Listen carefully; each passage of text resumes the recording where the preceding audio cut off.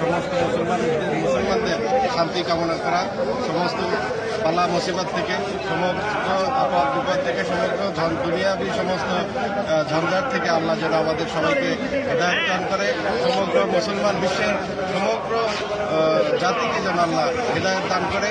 আমরা এই প্রত্যাশা নিয়ে আসছি আখিরি মোনাজাতে।